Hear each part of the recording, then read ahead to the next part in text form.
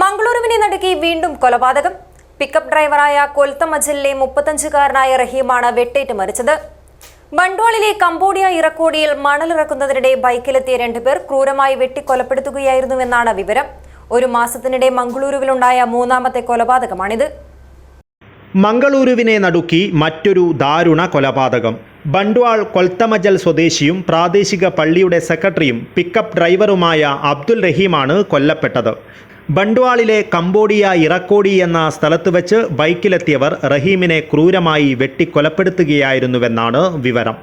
റഹീമും കലന്തർ ഷാഫി എന്നയാളും പിക്കപ്പിൽ മണലിറക്കുന്നതിനിടയിലാണ് ആക്രമികൾ എത്തുകയും വാളുകൊണ്ട് വെട്ടുകയും ചെയ്തത്.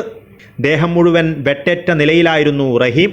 ഉടൻ തന്നെ പ്രദേശത്തുണ്ടായിരുന്നവർ ആശുപത്രിയിൽ എത്തിച്ചുവെങ്കിലും ജീവൻ രക്ഷിക്കാനായില്ല. കൂടെയുണ്ടായിരുന്ന കലന്തർ ഷാഫിക്കും ആക്രമണത്തിൽ ഗുരുതരമായി പരിക്കേറ്റിട്ടുണ്ട്. പിക്കപ്പ് വാനിൽ മണൽ ലോഡിങ്ങും അത് വിവിധ സ്ഥലങ്ങളിൽ എത്തിച്ചു നൽകുന്ന ജോലികളും ചെയ്തു വരുന്നയാളാണ് റഹീം. ആക്രമണത്തിന് പിന്നിലെ കാരണം ഇതുവരെ വ്യക്തമല്ല.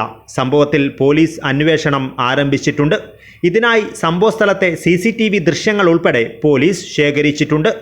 ഈ ദൃശ്യങ്ങളുടെ സഹായത്തോടെ അക്രമികളെ തിരിച്ചറിയാനാകുമെന്ന പ്രതീക്ഷയിലാണ് പോലീസ്. പ്രദേശത്ത് കനത്ത കാവലും പോലീസ് ഏർപ്പെടുത്തിയിട്ടുണ്ട്.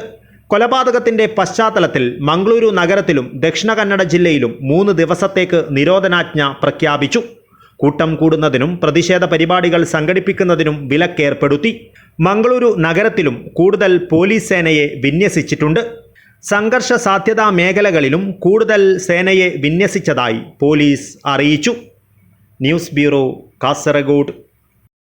ആധുനിക രീതിയിലുള്ള മോഡുലർ ഓപ്പറേഷൻ തിയേറ്ററോടുകൂടി തിമിര ശസ്ത്രക്രിയാ രംഗത്ത് വ്യക്തിമുദ്ര പതിപ്പിച്ച ഡോക്ടർമാരുടെ സേവനത്തോടൊപ്പം ആധുനികവും നൂതനവുമായ ചികിത്സാ ഉപകരണങ്ങളും Mayya eye care centre, movie max തിയേറ്ററിന് എതിർവശം, കാസർഗോഡ്.